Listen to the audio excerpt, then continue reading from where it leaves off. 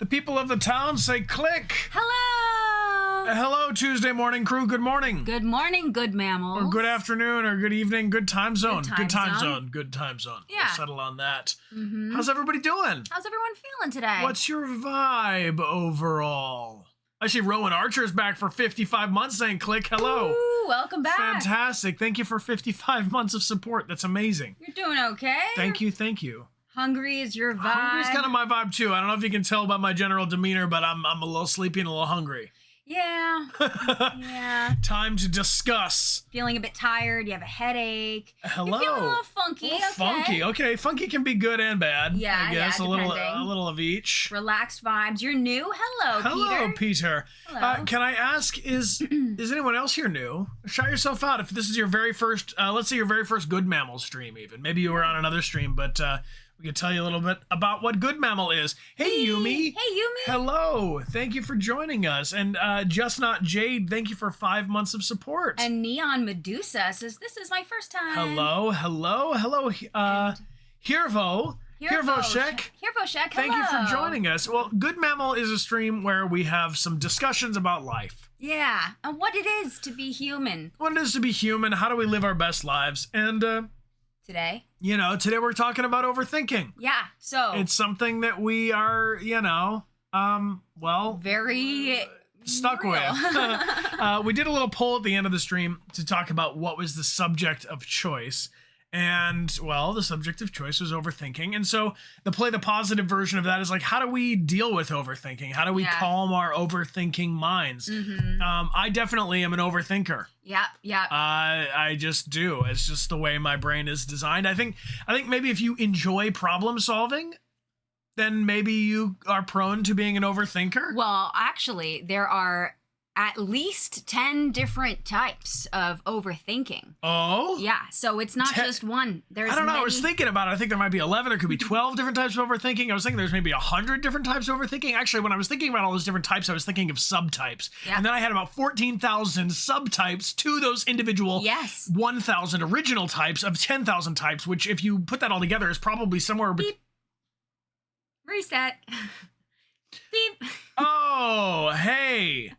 I don't know. We're going to talk about overthinking, different types of overthinking, and what we can do to help ourselves when we find ourselves going down that rabbit hole, right? Because that's the rabbit hole we all are familiar with enough. Yeah.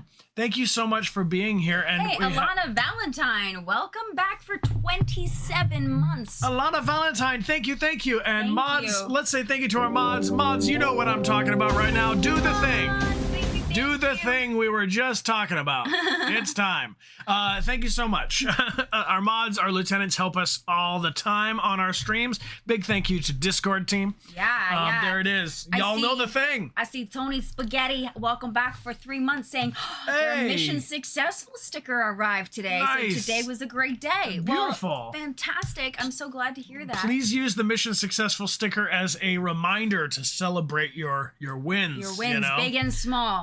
So here we go. This is our beautiful new sticker by Eliza in the chat. And Mission Successful is the name of the game. Yeah. If you'd like it, exclamation point gift prizes in the chat will take you to dechartgames.com and give you more information on how to order. I see off the top some folks talking about ADHD. I see some folks talking about autism. I want to throw out there that Amelia and I are not mental health professionals. We are fellow mammals, and we are reading articles on the internet and discussing them with you all. So we're going to share some of our own experience, but it's worth mentioning that Amelia and I are not experts on ADHD. We are not experts on autism. We do not know. We're not even experts on overthinking. Honestly, we're not even experts. From it. We're probably not experts on streaming at this time.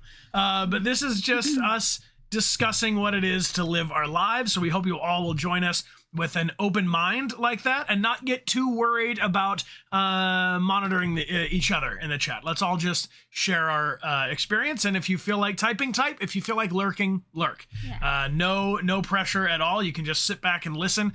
Have yourself a cup of tea if you like. And Susie the Nose. Hey! Thank Susie. you. Thank you for the 4 gifted subs. Thank you so much. Appreciate that support. Thank you. Thank you. And Yoshida Ruki, welcome back for 13 months. Hello. I'm really, really grateful you can all join us.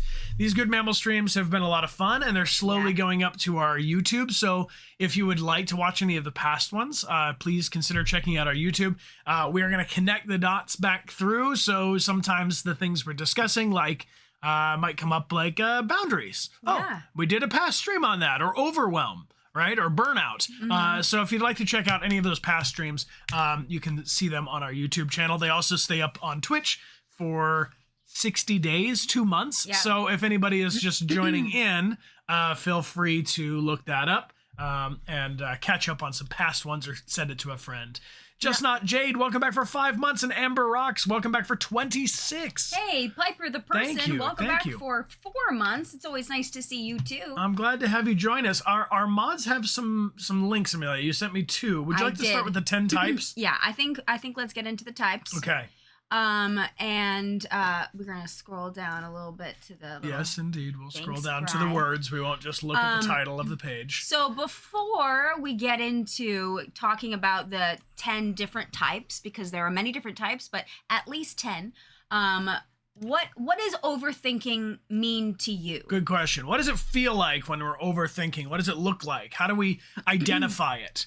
To me, it feels like my wheels are stuck in the mud. And it's like when your car is stuck in the mud and you just keep turning them, but you're not moving anywhere. Yes. Actually, that stuckness feeling comes up in a lot of these Good Mammal talks where we're saying like, oh, I'm stuck in a feeling of sadness, or I'm stuck in a feeling of anger, or stuck in a feeling of anxiety. Pardon my appearance says not being able to let go.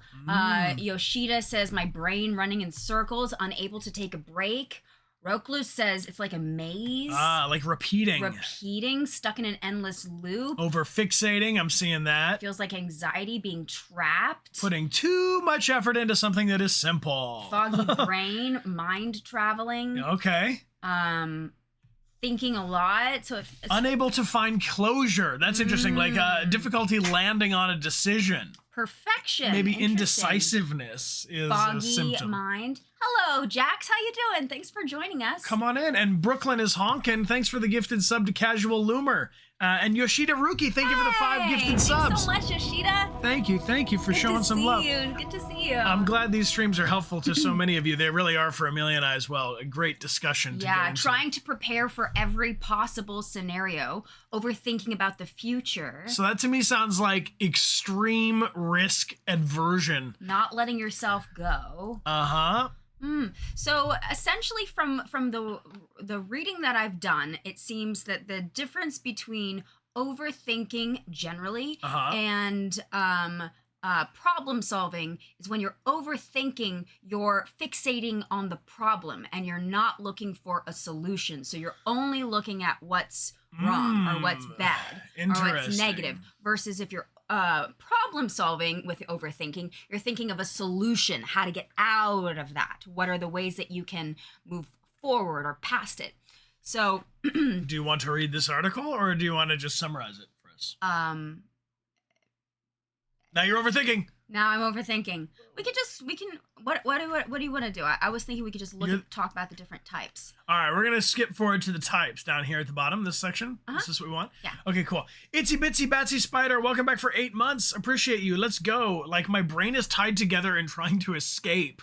I see. You're not forgiving yourself for past mistakes. That could be a type of overthinking. It is. You didn't even know there were different types. Well, we're going to talk about 10 different types. And these are, looks like, these are known as cognitive distortions in psychology. So, I mean, I've taken some intro to psych classes, but I will recommend professional help if it can be the next step for you. Yes. We did a stream with Dr. Mick, which was really awesome, talking about what is therapy, how can it help me, stuff like that. We also have exclamation point resources in the chat. Will take you to a page on our Discord. And I just want to throw out there that this is a way to open the discussion, but we really encourage you all to continue the discussion with someone that knows a lot more than we do. Yeah. Shall I try to show this, or does it matter? I don't know. Let's go. All right. Okay, so one of the 10 different types of overthinking to look out for is mind reading. Mind reading is when we jump to conclusions by assuming that we know what other people are thinking. We may have an idea about what someone might be thinking, but it can become an irrational thought when we tend to lean towards the negative interpretations instead of the positive All right, ones. give me an example. Okay, well, an example that this article uses is if someone looks at you with an unpleasant facial expression, but you right away assume that they're thinking something negatively about you. So you're trying to mind read what other people are thinking, usually thinking that it has something negative to do with you. All right, I'm going to think something, and I'm going to see if any of you here can guess it. Trying to guess what's wrong. All right, try to guess what I'm thinking. Let's see if any of you can do it.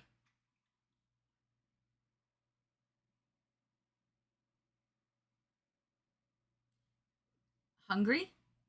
Overwatch? You're hungry? Pizza? Lilies? Snacks? Okay, that's my secret, Cap. I'm always hungry, but that's not it. That wasn't it. I mean, 28 stab wounds? You're close. Stab? Dogs? Theo? Elephant? Cats? You're thinking about me? Literally none of you got it. I was thinking of a turtle dressed as a punk rocker looking at a kangaroo wearing skinny jeans who was holding a punk apple saying, "You gonna eat that punk apple?"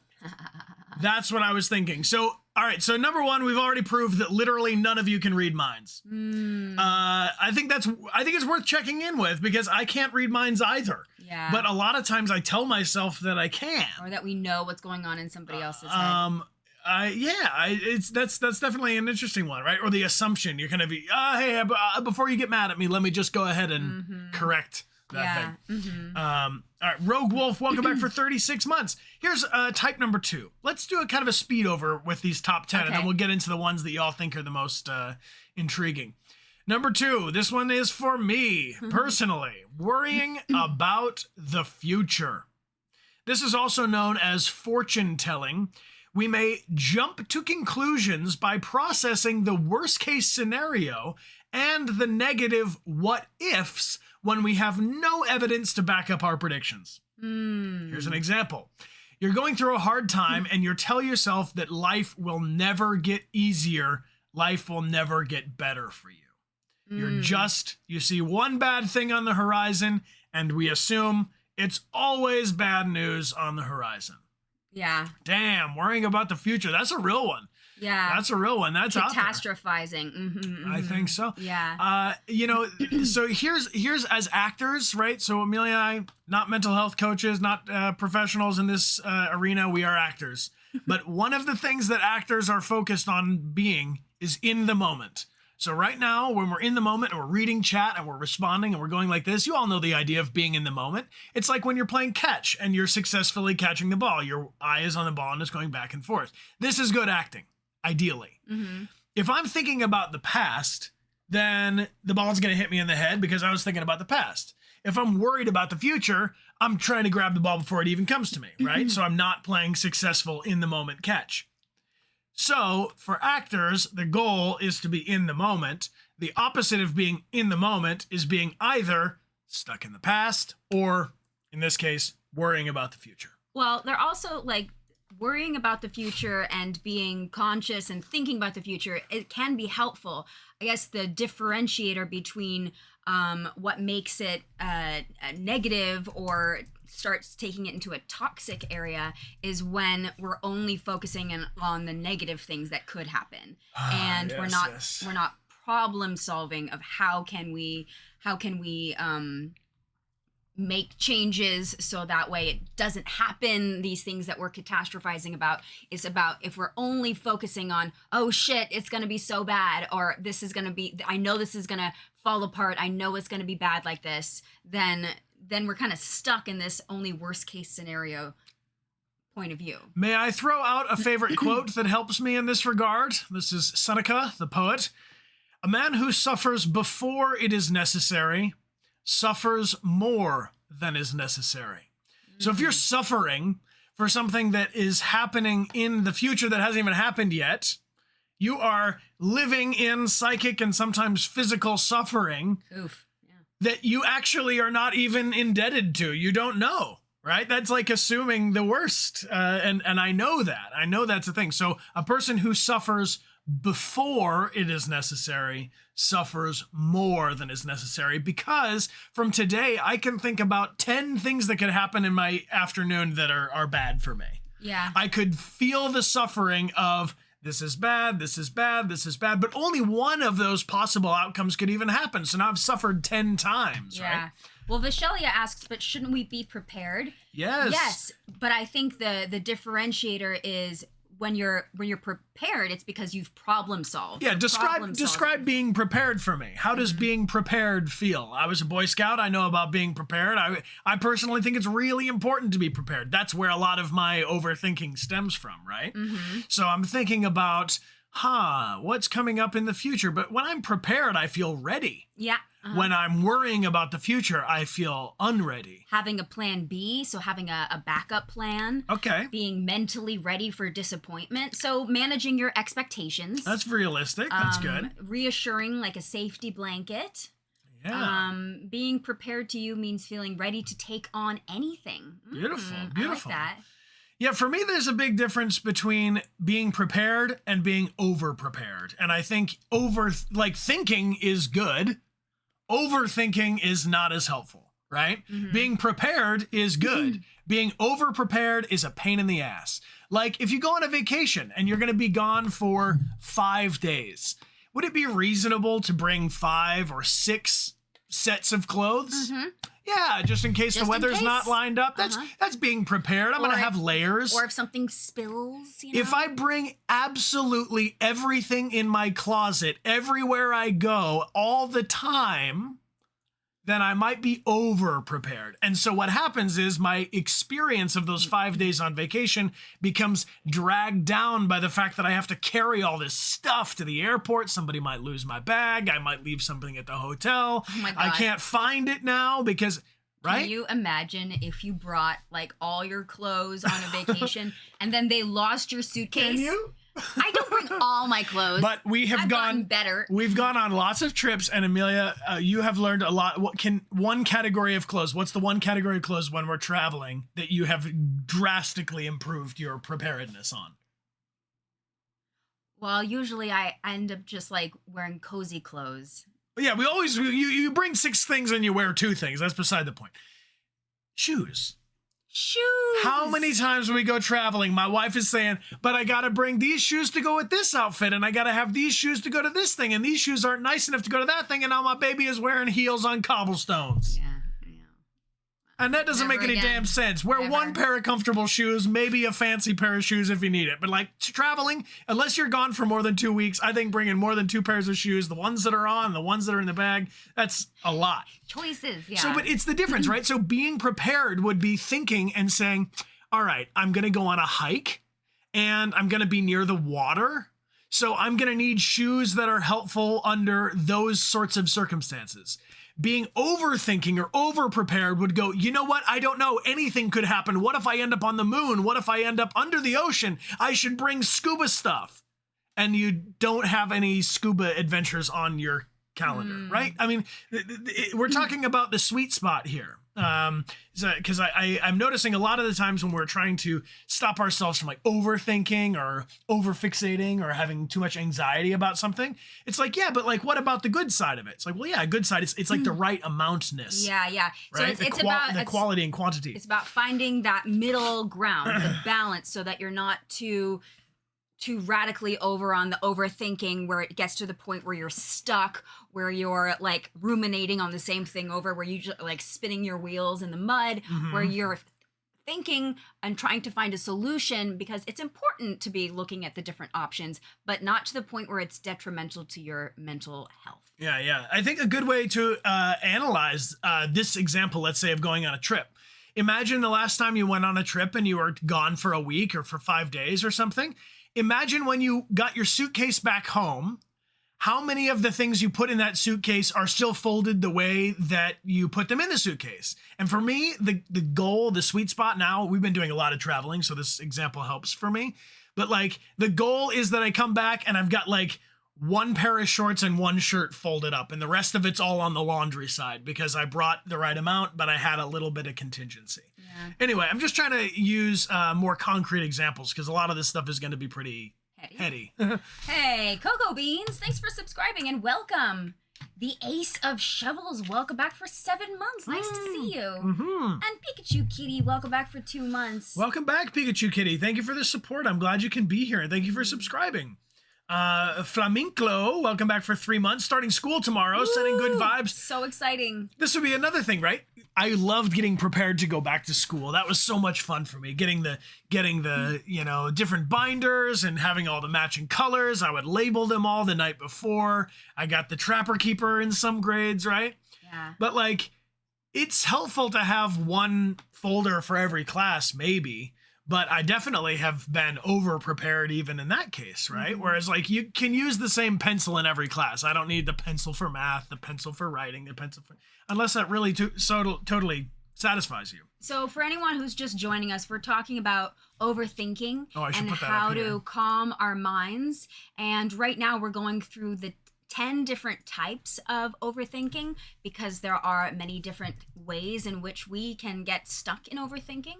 And right now we've done 2 and we're coming on to number 3. Yeah. I want to say thank you to Brooklyn is Honkin. Thanks for the gifted sub to Iva. Thank you, Brooklyn. And Maxito, thanks for the gifted sub to Philly Flyer. Thank you. Thank you much. So what's number 3 here on our list of 10? Mental filtering. That is when we focus on the negative aspects of a situation while disqualifying all of the positive ones. So an example for that is if you are dwelling on a single negative comment from your boss and ignore all of the other positive feedback. So that's if something is like something you're getting feedback from something and you're only focusing on the bad feedback as opposed to the good. I have a very good and real example of this. On Sunday, our most recent stream, we played Uncharted. There was a chapter called Trapped where Nate Drake gets dropped into basically just a bunch of machine gun ammo fire. Looking back on that stream, we were very successful. We covered a ton of ground. We moved through more of that than ever. I came back to a chat in the mod room saying about good job. You know, we made it to chapter 18. However, I was very fixated on getting stuck in that last little section and about how I basically had run out of my fun meter on that last little piece. My focus was so on the failing of the last 10 minutes of the stream that I was completely ignoring the fact that, like, we crushed it through the puzzles. We did a lot of good platforming. Like, we had a ton of fun on the stream, but like right towards the end, my brain just started going on this, like, you suck at this game. This whole thing's it's time to end the So you're only focusing on the negative part of this. Yeah. Situation. So like, that's a kind of overthinking that I literally did like on stream the last time we streamed, which is like mental filtering out, where I was like taking all of the things that were working. I was like, yeah, but that doesn't count. Look at my failure though. Like, look at the one time I died. Yeah, but you did all these things great. Yeah, but that doesn't count. Right. That's a kind of overthinking I think maybe I run into for myself. Yeah. I mean, I think especially it's because, you know, when you have a certain standard for yourself, it could be, we can get stuck in that mindset of like focusing on all of the things that we did wrong. Like, I know for myself, when I'm listening back to a voiceover audition that I've done, or I'm watching myself, which is way harder, watching like a self-tape that I've done, I'm almost always focusing on all the things that I'm doing that I don't like, as opposed to, oh, actually, I really liked this choice, or this was a good thing. I could have do this one better. Maybe next time I'll make a different choice. But a lot of the time, I will only focus on the negative aspects of my performances and what I don't like, completely discounting all of the good choices that I made and just like beating myself up over these little things that I think I didn't do right. Like, that's where I get into that mental filtering of only looking at the aspects of things I didn't like, especially if it's a creative aspect or creative choices for me. That's real. What about all of you? I'm seeing a lot of Me Too's coming along. That's. What are some examples of mental filtering that you've maybe found yourself falling into? Very interesting. Cringing at your old self. Yeah. I appreciate you all being here and being down to talk about this kind of thing. I think sometimes with the mental filtering and focusing on the negative, like if I'm feeling anxious or upset about something, I really don't like meanness. I think that when people are mean or outwardly aggressive, it really is a turn off for me, and I stay away from people like that.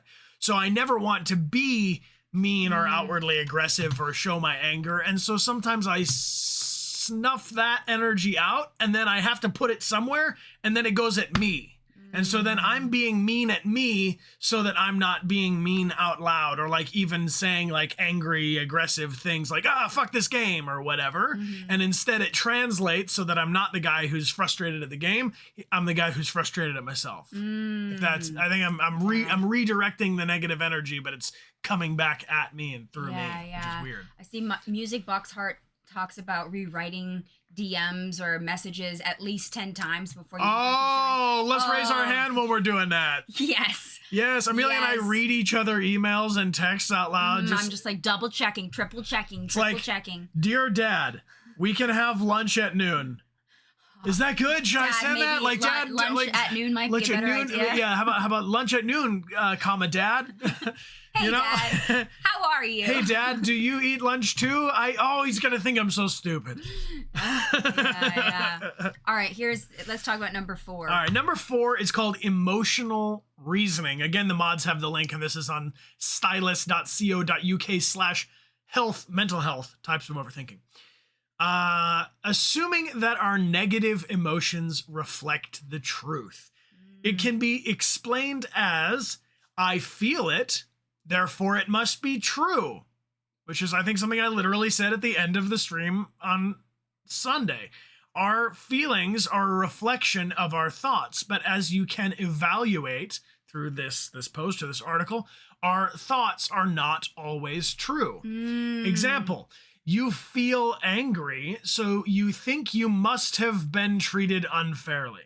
This may not always be the case, so it is important to evaluate the situation and our own triggers and responses to them. You know, Dr. Mick talked about that, because I brought up something about feeling and thoughts, and he made a very clear distinction for us. I really recommend that VOD if anybody would like to check it out. It was a very good conversation. But what I feel is what I feel, and what I think is what I think. And those two things are often tied together, but they're not exactly directly proportional. Just because I felt it, right? Or just because I thought it doesn't mean it's going to translate one or the other. And so we can get stronger. And as Dr. Mick was talking about, like, these are skills. These are actual skills, like being able to spin a basketball on your finger and keep it going. Like, you can't do that on the first try, but if you spend a lot of time learning how to do it, you could be able to pull that off. Zenico Farm says, your feelings are valid, but not necessarily true. There you go. So it's just because we're thinking a certain way does not mean that that's like truth. Yeah, that's a lot of the times also, we can play tricks on ourselves, or I know with myself that it's the way that you're talking to yourself, the inner monologue that you have can sometimes be skewed in a negative lens. So you're looking at all the things you're doing wrong, or you're getting extra with yourself and nitpicky and into the weeds. So just because you're feeling like that doesn't not necessarily mean it's true. It's a valid feeling, but we have to give space for that grain, that salt, or that like handful of salt when we find ourselves really just like treating ourselves badly and getting down on ourselves.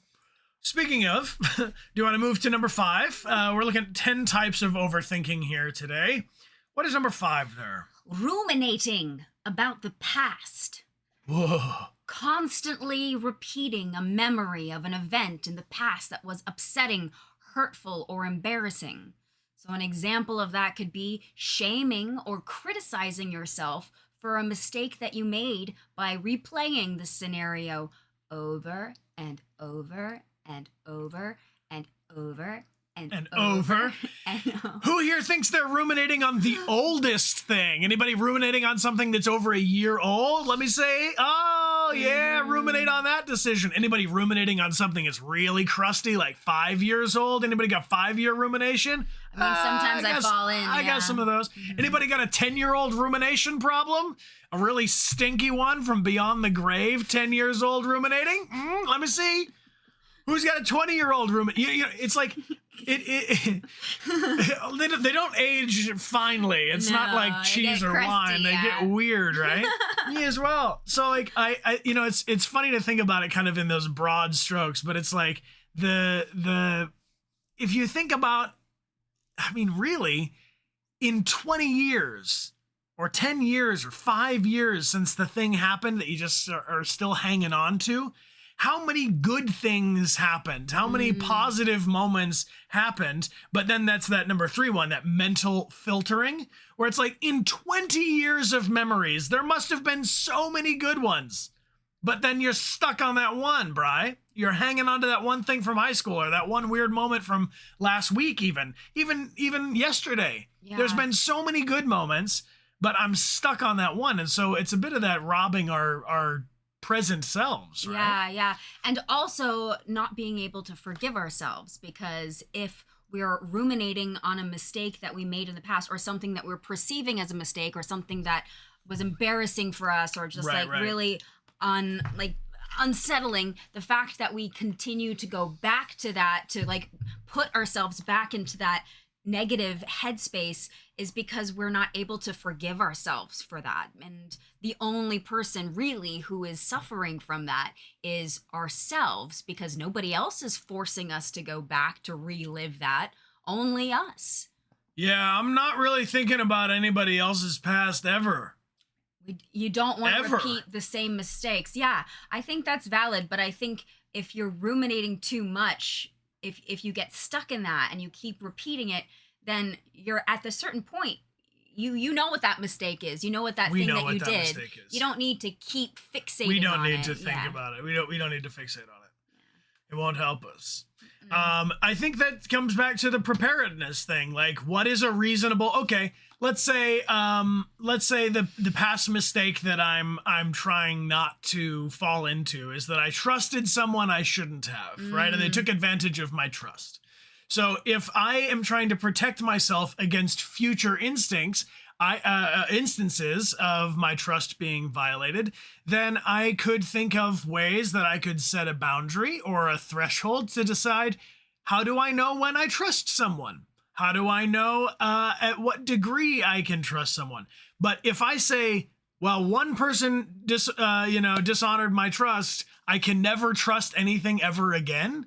You know what I mean? It's like color by numbers. It makes sense if we have different sections that we paint with different kind of rules and psychic temperature. But if it's that we're painting the whole world with now this one swatch of, I can't trust people because I was so betrayed that one time, then we're starting to lose out on all the nuances. And it's not that you can't do that. You can protect yourself that way by painting the whole world with beware, I might not be able to trust you. But then I also am not experiencing all the wonderful other colors and nuances of my life. I might never be never might be a victim to that, but I'm victim to all these other things now that I'm creating for myself. Yeah. If that makes sense. Hey, Sinatra. Hey, Sinatra. Thank you so much for the gift sub. Thank you. Big hug and much love. If you got a gift sub from Sinatra 87, please be sure to thank them. Thank you for your support, my friend. Yeah. What's this number 6 here? Using should statements. When we focus on how things should be based on expectations, unrealistic or not, that we have for others or ourselves. And sometimes we use these statements as an attempt to motivate ourselves, but ironically, a lot of the time, it can lead to guilt and self-criticism. So an example of this could be you self-loathe because you should not have made a mistake during that presentation or the interview. So I think for that, it seems like expectations, you know, having an expectation of how things should be, how you would perform, how you would perform up against other people. Yeah, I think these things kind of connect through. I really enjoy the sentence, and I've said this, I heard it from, because in acting, there's no blueprint of how to have a career doing this. It's all very different for everybody else. And so in the beginning phases, especially, actors are looking for like, oh, I got to get a headshots, I got to get a reel, I got to get this, I got to do this. There's this kind of like floating amorphous list of all these things we should do to have a career. And at some early time, a coach was saying, don't should all over yourself. And I thought that was a pretty clever way of thinking it. But the reality is that when you put this, that is tied very much, like Amelia just said, to expectations. I saw someone ask about the question of, what if you are, someone betrays your trust, right? And so you want to defend yourself against having your trust broken, but then it happened again. Or it happened again. And so you're worried, okay, well, this is a repeating thing. Maybe I need to have, maybe I should be super worried about not being able to trust people, right? Because this is a repeated instance. I think in that case, the question becomes about what is our expectation? Because if I go into all interactions expecting all people to be as kind and loving towards me as my mother is, I'm going to be disappointed. My mother has a different point of view about me than the rest of the world, especially strangers. So if I come with the expectation of a certain level of social interaction, if that makes sense. So one way that I can be prepared to continue that theme is by managing my expectations of what a relationship is going to be. And usually for me, and the older you get, I think the more experience you have doing these things. So the younger Brian's a little more idealistic and wants to believe the best in all people and just willing to kind of throw myself out there and be like, I trust you guys. Like, why would anyone have any ill will, you know? And then later in life, you start to be like, I'm going to put like one toe in and kind of see how this goes. And then I'm going to go a little deeper into this. So you're allowed to modify how you engage in those situations that you feel like are connected to things you overthink about. You're allowed to slow it down. Another thought that I had about the topic you were just talking about, like, for example, if you're trusting people and you find that you're continuously having your trust broken, the thought that came to me is what I would do in that situation is think about, okay, what's the pattern here? Am I seeing a specific pattern of either how I'm behaving or the situation or what the other person's doing? And is there a way that I can change my behavior so that if I start to recognize this pattern, I'm not continuous. I'm not just like doing it over and over and over again. Looking at like, what are there any patterns that I can see in either my behavior or in the other people that I am, trying to pull in or wanting to trust?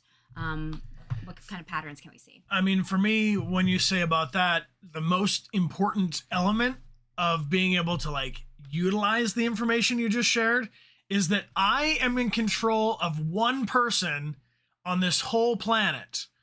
Would anyone like to guess who that is? It's me. Amelia, Hi. Who are you in charge of? Me. Are you in charge of any other person on this planet? Not even Theodore. Not even Theodore. Anyone here care to join in? So as soon as you really wrap your brain around this, as soon as you actually let go of the idea of controlling other people at all the rest of this stuff gets a lot easier. And that's a really hard thing to do because especially when we love people like our family members or our partners, we get very involved in wanting to help them, usually is where it comes from, or at least make our lives more comfortable or the situation have less tension or whatever. And so we all do want to have a little bit of control over other people's behaviors and thoughts. We don't. It sounds like from the Good Mammal conversations, we barely have control over our own thoughts and actions. So, we got to kind of stick to one thing here. Stick to what we're in charge of. Lindsay the Fox, welcome back for 41 months. Welcome back. Great to see you. Thank you. M16 is back for 2 months. Thank you, friend. And Rebel Sunshine is back for 53 months. Wonderful. Great to see you, Rebel. Real quick, as an aside, if anyone ever has an issue claiming or receiving their gift prize, please email Dechart@gmail.com with your order number. I can't possibly get stuff out of chat, but if you email it to me, I can look at it after the stream. Yeah. Raccoon Rock, welcome back for 7 months. Thank you so much. I'm glad you enjoy the streams. We enjoy having you here. That makes me happy. Thank you for joining. All right, number 7, Amelia, hit me with Is it my turn? Your turn. Yep, it's your turn. Number 7, overgeneralization. Drawing a faulty conclusion about something based on one experience. Dr. David Burns, referenced here in 1980, mentions this distortion plays a significant role in the pain we experience during rejection. Example, you get rejected by one person and conclude that you will never be able to find a partner. So this is the black and white. This is the learned helplessness one, Tame. Remember, this is, I didn't book that audition. I didn't book that audition. I didn't book the next audition. I guess I ought to stop auditioning. I will never book an audition. Yeah. And that happens. That comes to my brain, you know? I had a tech difficulty on the last stream. And then we had a tech difficulty on this stream. Every stream is going to have tech difficulty. That's or not necessarily these true. Headphones did not work this time. They didn't work this second time. These headphones never work. Right. Yeah. So I guess overgeneralization has a touch of impatience imbued into it, right? Because I'm not willing to explore like the troubleshooting of it all. Why does it work under these circumstances? Or not being interested to getting into the details. Like, for instance, if I were going on a date and I found out this date is just not going anywhere. This person doesn't want what I want out of life. They're not looking for a long-term partner, whatever the thing is. And I go, oh, wow, what a waste of time. That I think that overgeneralization has to do with me not wanting to get into the specifics. Why didn't it work out? Well, this person wants to live in a city and I want to live in the countryside. Okay, why didn't this conversation work out? Well, this person doesn't want to get married and all I want is to get married, right? But if we don't look at the specifics of why the certain thing didn't go our way, then we are probably overgeneralizing. We're oversimplifying and we're saying, I'm an unlovable bad person, therefore I should give up on dating. Yeah. It's it feels a little bit like throwing in the towel. You're like, I don't even want to, I'm going to fail no matter what. So it's kind of like cutting yourself off at the knees because you're just going to overgeneralize and say, if you failed at this once, then you're always going to fail at it again. So there's no point in even trying. Yeah. Oof. All right. Number 8. Number 8 is labeling. Giving yourself a label because of a negative experience that you had, which is an extreme form of overgeneralization, the black and white. Okay. And then getting stuck in that negative thought loop. So this usually leads to low self-worth or low self-compassion. So an example is if you find yourself saying things like, I'm unlovable, or I'm stupid, or I'm useless. Human beings are too complex. You are too complex to fit under a single category or a label. So yeah, I'm gonna tell you, sometimes you are useless. Sometimes I'm useless. Yeah. Those are the best times. Those are the best of times when we can truly be useless. But you're not useless all the time. No. You're not. Yay for being useless. The reality is there are times where I have been stupid. But it doesn't mean that I'm stupid all the time. I mean, the same thing of what Cam says, I don't deserve anything. Yeah, right. This overgeneralizing seems to be dealing with like the topic or like a certain zone of our lives. But then labeling is when we apply that to our whole life. Or apply it to ourselves. That date didn't work, therefore I'm unlovable. I'm unlovable, yeah. I didn't get that job, therefore I'm unhireable. Right? My piece didn't win the art contest, therefore I'm not an artist. Or like, I will never find peace. I will never find happiness. I will never find my place in the world. And this also, I feel like, ties back with the way that we speak to ourselves, which has been a very consistent topic as we've been going through all of these different parts of Good Mammal. It really comes back to, how do we talk to ourselves? How do we treat ourselves? Because we spend every single minute with ourselves, even when we're snoozing. You know, you're in your dreams. So so we need to be being useless. Just we need to be mindful of how we're speaking to ourselves, because that, even if it may not seem so, will have a drastic rippling effect on so many other aspects of our lives. So if you catch yourself saying these like big, just general negative labels about yourself, like I'm stupid, which I know that's a big one for me, especially being not good at math and in You're school. so much better at math. But in school, okay, so I'm gonna truth. When time. I was in high school, I switched to a different high school. So I was going to a middle school, and then I went to a new high school. And when I came to this new school, everyone in my grade was a little bit above me when it came to math. And so I was put in a class with kids younger than me. And so I was the only 9th grader in a class full of 8th graders. And that had a really, really negative impact on the way that I saw myself and the way that I saw my, how far I could go with something. Like, I am stupid, so I'm just gonna sit here being stupid because there's no way I'm never gonna be able to catch up to everybody else. So I've already labeled myself as the stupid one in my grade. So you know what? Fuck it. I am the stupid one and I don't care. And then it ended up getting worse because I was just labeling myself as this stupid, not capable, I'll never be good at math. And that like perpetuated through my entire high school experience and beyond.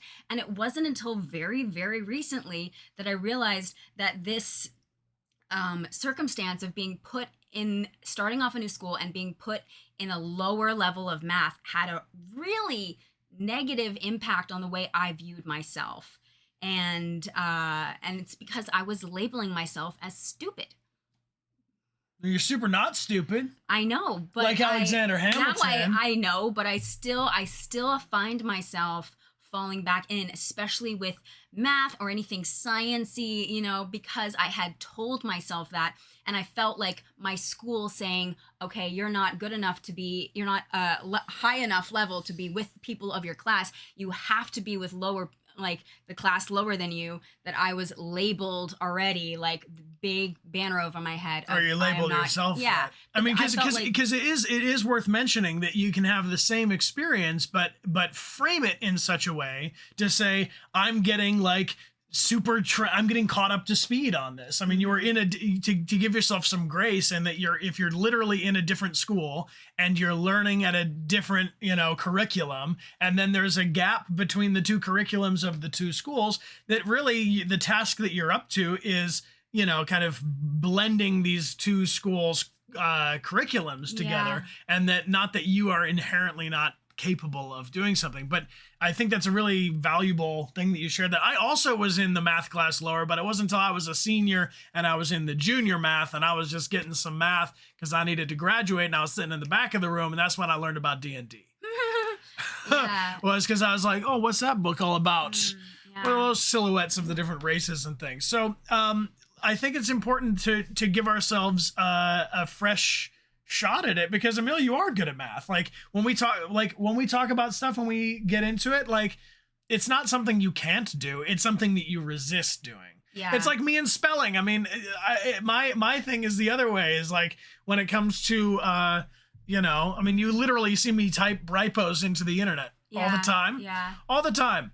And I just sort of early on felt insecure about spelling. And so then I stopped wanting to learn it as much. You start to kind of give up on the categories of, and I'm like, well, I'm going to stick to the things that I can excel on without straining myself in that way. Well, also the thing is if we begin to label ourselves in this negative way, then it'll be really hard to take away that label later on. Right. Because once you start telling yourself that you're stupid or that you're not worthy or that no one will love you, it's going to be really hard to tell yourself that that's not true, especially if it's something that you repeat often and often. Mm-hmm. So we need to learn how to change the script with ourselves because we're in our own brains. So we have the most control out of everybody about how we want to talk to ourselves and how we want it to be up there. So we're the ones that are in control of that, as difficult as it may be. Yeah, for real. Leclerc, thank you so much for the big cheer saying life has its gems. They are hidden, but we can find them. Yes. What a beautiful way to put it. And Rachel Shar, thank you for the gifted sub. And Kiss of Lightning, thank you as well for the gifted sub to Ocean. So this connects into number 9, and I'm seeing how these are kind of ordered a little bit here. Hopelessness. Number 9 is hopelessness. Fixating on a thought based on a circumstance to the point that you may start to truly believe it. So not only have you labeled yourself bad at math, but you've given up ever doing math. You're just like, well, I couldn't do math as a child. I can't do math as an adult. I can't spell as a child. I can't spell as an adult. An example would be you worked hard on a project, but it was not so well received by others. So you start thinking that there's no point in putting any effort into any future projects. That's right.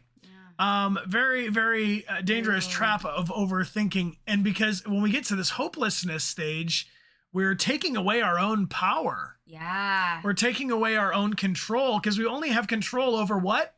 Ourselves. And? Ourselves. That's it. So if we give up control over ourselves, who has control? You've given up everything. Neon Medusa says, you believe the lie you've painted for yourself. Ooh. Damn. That's, Damn. Yeah, what's the point of trying it? Because what's the point of starting if you're going to fail in the first place? Well, the wonderful thing is you also aren't in control of the outcome. You don't know. So let's say I did an ice sculpture. Do we have any ice carving sculptors here? Unlikely, but if we do, please shout yourself out. Let's say I carve a block of ice and I turn it into a beautiful dolphin. And I go to the ice contest and I say, behold my ice dolphin. I have worked on it all winter long and it's ready for viewing. And the judge says, don't like it. Doesn't look like a dolphin to me. I'm not into it. Damn. I lose. I come back next year, it's a different judge. I bring a different dolphin, even a lesser dolphin. But this judge loves dolphins, and I win the contest. So the reality is my art may have gotten better or worse, I don't know, but there are so many pieces of it outside of our control, like someone who's hiring it, someone who's judging it, someone who's the date in this equation, someone who's the teacher or whatever. But we don't have control over so many of the variables. It is a little narcissistic to think that we know so well that we will just fail again in the future. It's a belief that we know so much, that we have so much information.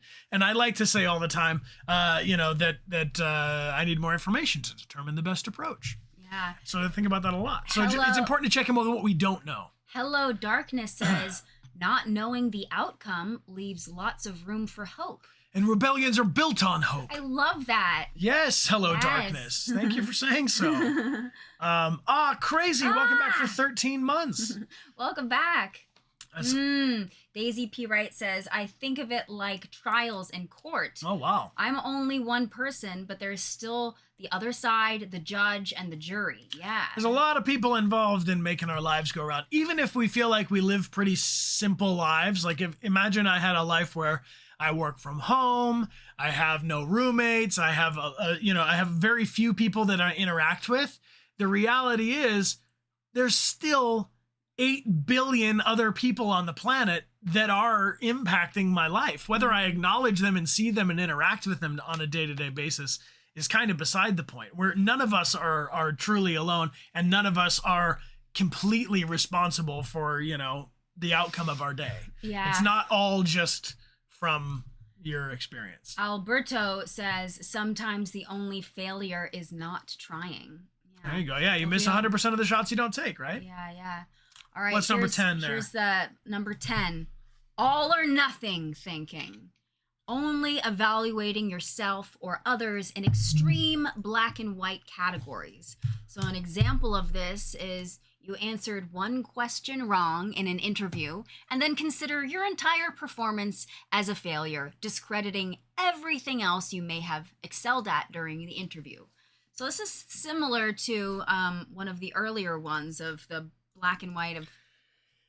we called that other one mental filtering. Yeah.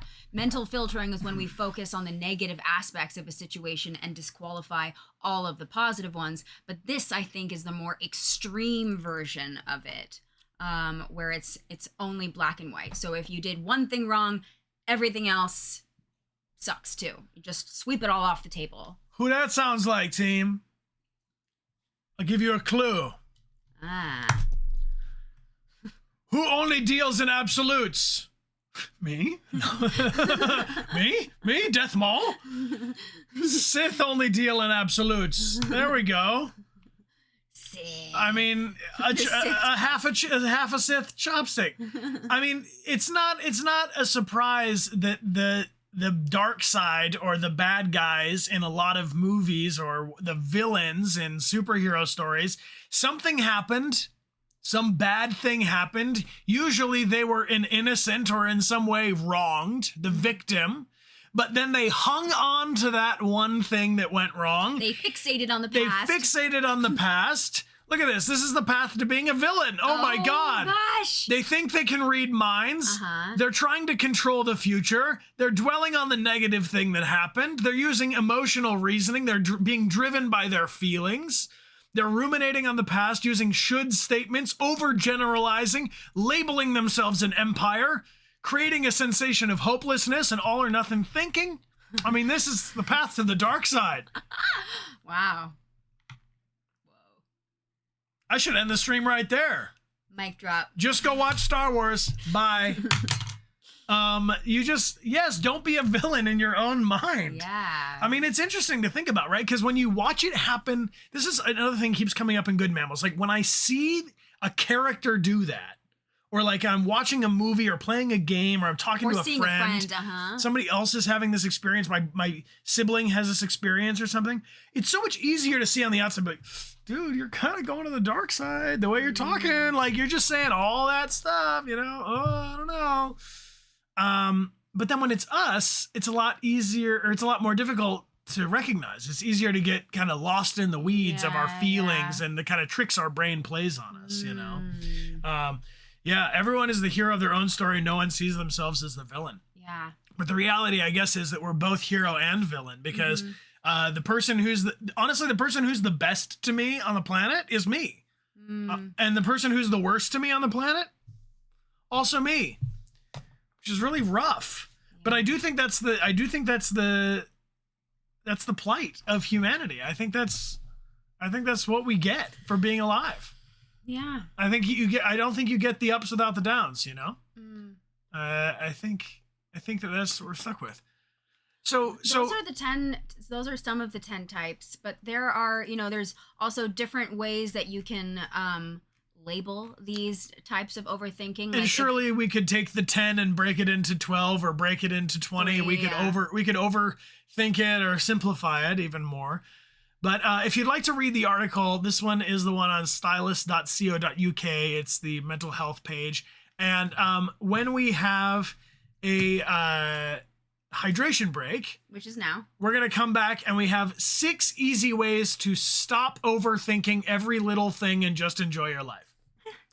Good. And if it's that easy, we all should be good to go. And about an hour or more of that, and we should be set for the rest of our days. This is very, very helpful to me to even say it. And I don't know if you guys have found this to be the case, but for us, after the Good Mammal streams are over, throughout the rest of the week, we have a tendency to recognize is this concept of recency, right? Let's say you're imagining buying a Prius and you've been thinking about, I just want to get a hybrid car. I think a Prius would be good. Maybe I'll get a white Prius. Oh yeah, that'll be good for me. And you're looking online and you're looking at Priuses and you're comparing prices. You're finding where you can shop one. And then now when you're driving around, I see a Prius. I see a Prius. there were just as many Priuses yesterday, but because it's on your mind, you're able to recognize it more constantly. It's this concept of recency, and this happens. If you learn a new word, like for instance, I'm going to say the new word is serpentine. Serpentine is a sort of an unusual word that means snake-like or moves like this. So serpentine is a word. Let me know in the next week or two if anybody hears somebody say the word serpentine. It's unusual, but when I learn a new word, I tend to hear it more recently or more frequently. So for me, I hope that after we do these Good Mammal streams, we can kind of notice in our next week or so how am I going to speak Arabic? I don't know any Arabic. I'll have to be taught Arabic. It's very interesting when people jump into chat and ask me to do all of a sudden sometimes. But what I'm going to do is find 6 easy ways to stop overthinking and enjoy every little thing. Every little thing. Every little thing. Gonna be all right. Gonna be all right. Appreciate you all being here. Let's take a 5-minute break. We'll be back for some more good mammaling on the other side. Yep. If you need some water or a hydration or what are other ways to say water? Oh, we should give a prize. We have some prizes to gift. Can we gift a prize or two before we go? Yeah, let's gift a prize. Okay, this prize comes in from a friend by the name of Rogue Werewolf. Woo!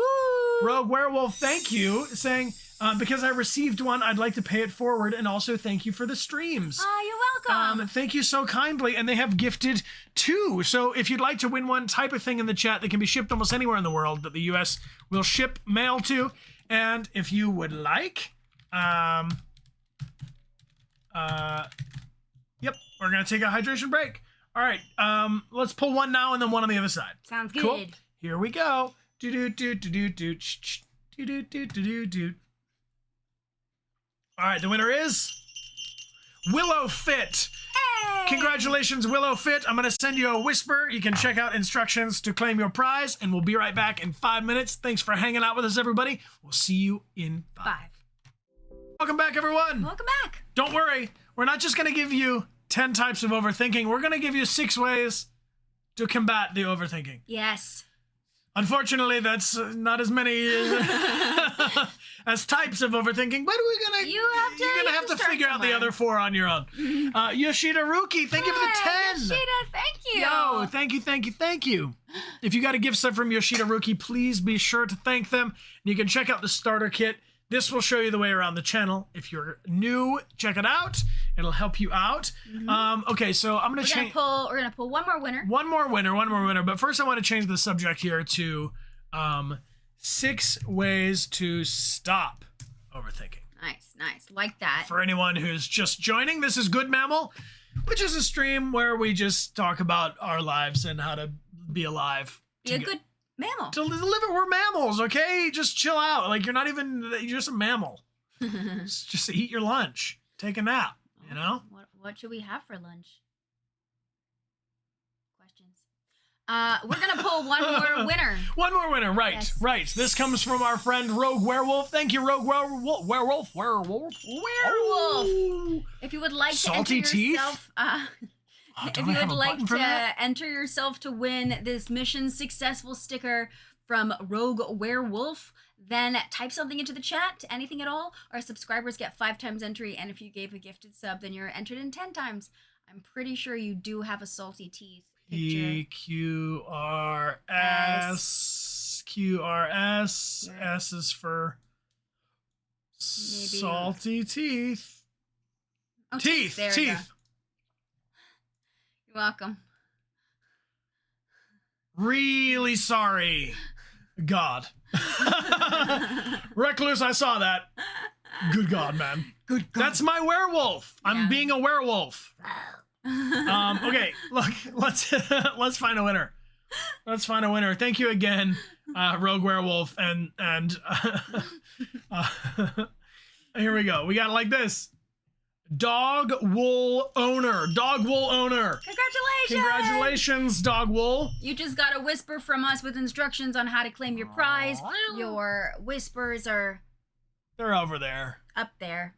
Just find them. Yeah. Just click them. And make sure you put in your full mailing address so that your sticker can successfully make it your way and not come back to us. All right, here's 6 ways to stop overthinking every little thing and just enjoy your life. This comes from the muse.com/advice column, and the mods have the link in the chat. They'll be happy to share it with you. Let's not overthink it, but mods, thanks a lot. Lieutenants, killing it. Thank you. All right, here we go. 6 easy steps. Well, everyone overthinks situations once in a while. Some people are plagued with a constant barrage of thoughts all the time.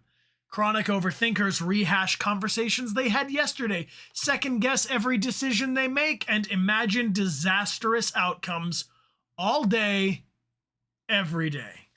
Sometimes even in the middle of the night. For me, personally, if I wake up around 4 o'clock in the morning, I'm just going to lay there thinking. Yeah, actually. And that's really rough. The early morning, like, wake up, and then that's also when I'll, like, go back to a decision that I made, like, 7 years ago, and I'm like, I shouldn't have done that. That's when you get haunted.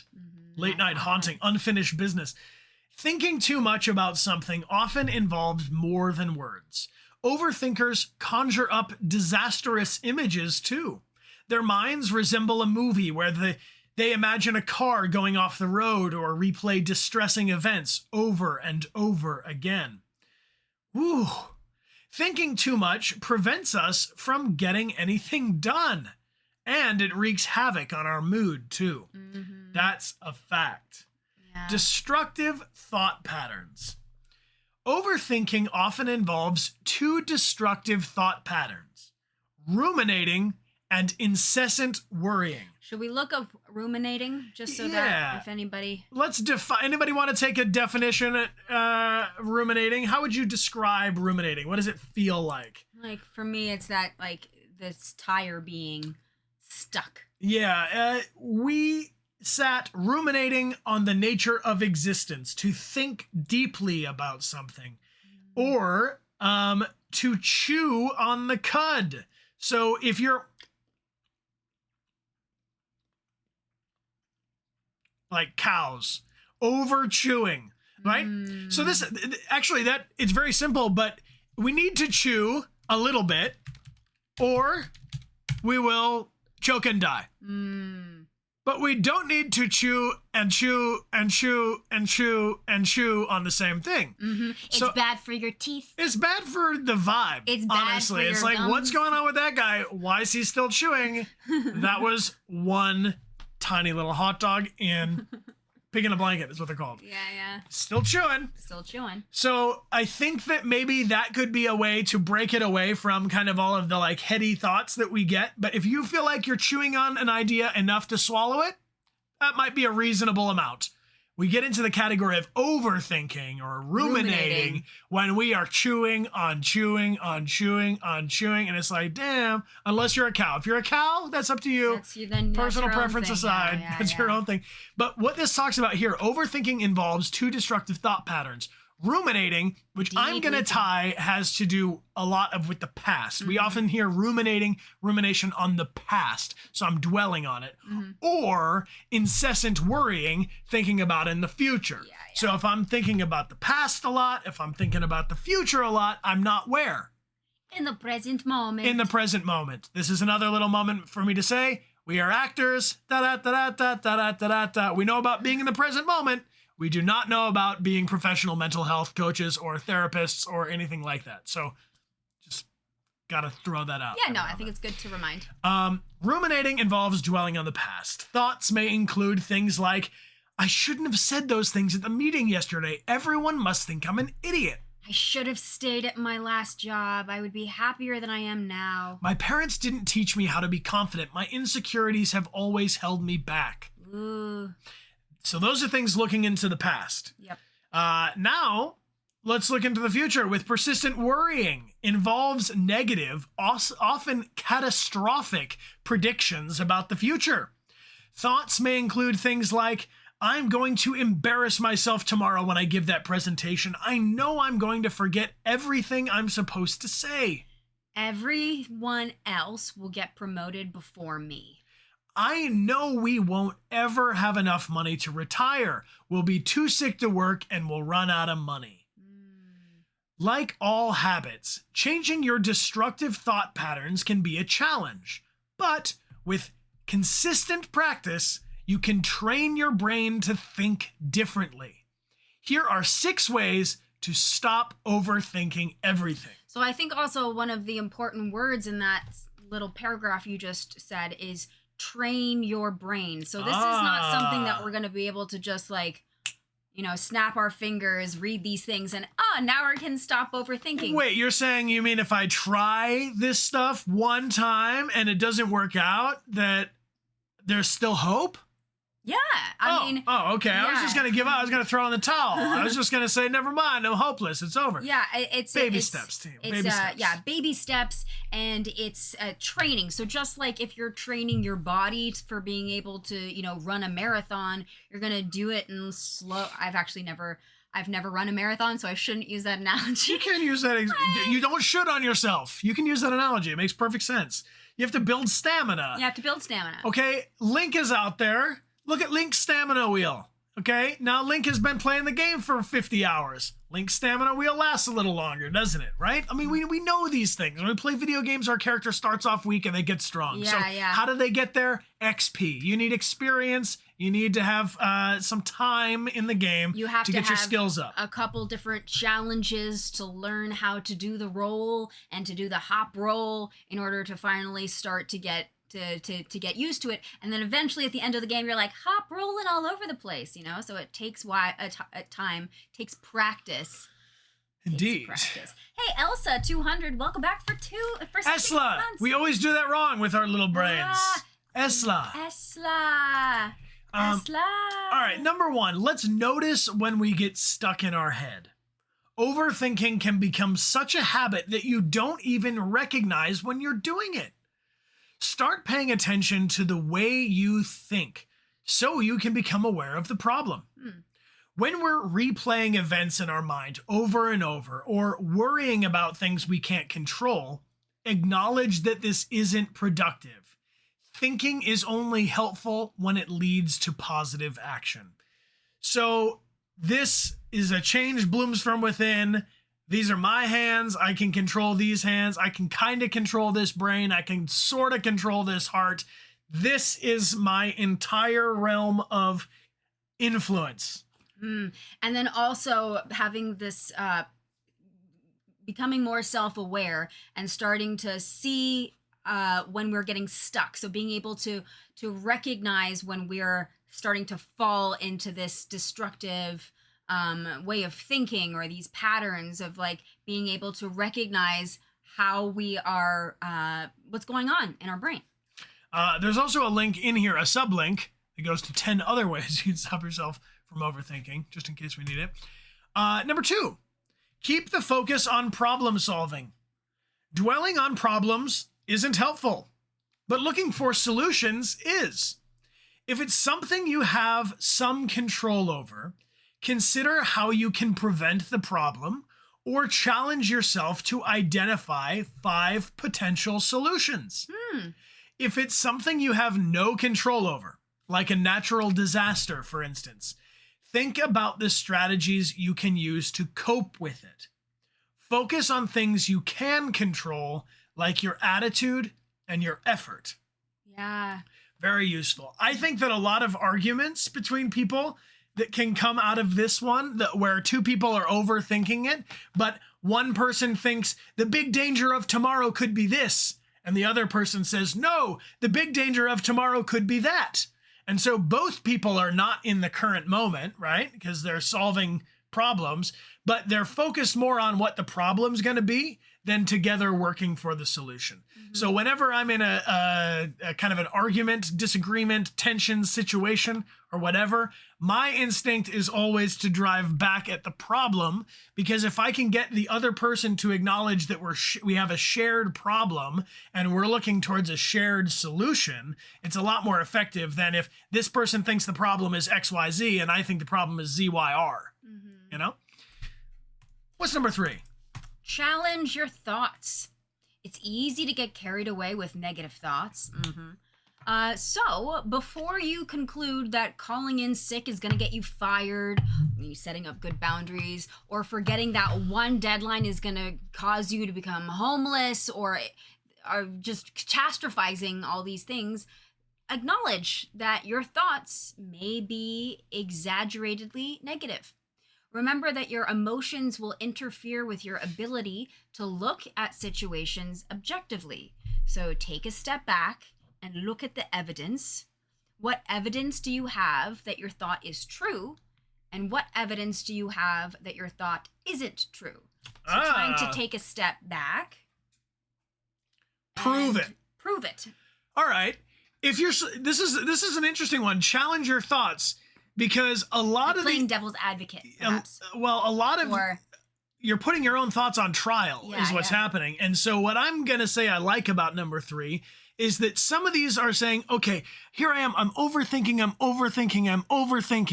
and now the thing I have to do is change gears to not be overthinking. That's a lot. But if you're in the mode of overthinking, you could actually use this one of challenging your thoughts, putting those thoughts on trial. Overthink that. Look at what your thought is that you've created for yourself, right? I'm never going to succeed at my math presentation, right? You've decided it. Now you can overthink your overthinking and put it on trial and say, is this really true? Get into the specifics. Overthink your overthinking. I'm just saying you might actually be able to overthink your way back into a more relaxed point of view about it, if that makes sense. Not gaslighting yourself. No, that's not that's exactly the opposite of what I'm saying. I'm saying really look at the thing and acknowledge what is actually true. And a lot of times we go, oh, this is true. And then if we spend a little time overthinking that belief system, we go, actually, come to think of it, that only happened 1 out of 10 times. It really sucked when it happened, but, you know. Carmen Horty, welcome back for 13 months. I appreciate you being here. Thank you for the support. Welcome back. How about number 4? Schedule time for reflection. So stewing on your problems for long periods of time isn't productive, but brief reflections can be helpful.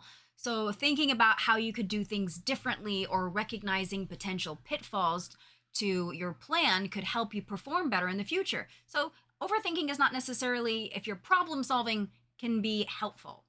So you can incorporate, an idea is to incorporate 20 minutes of thinking time into your daily schedule. During that time period, let yourself worry or ruminate or mull over whatever you want. But when your time is up, move on to something else.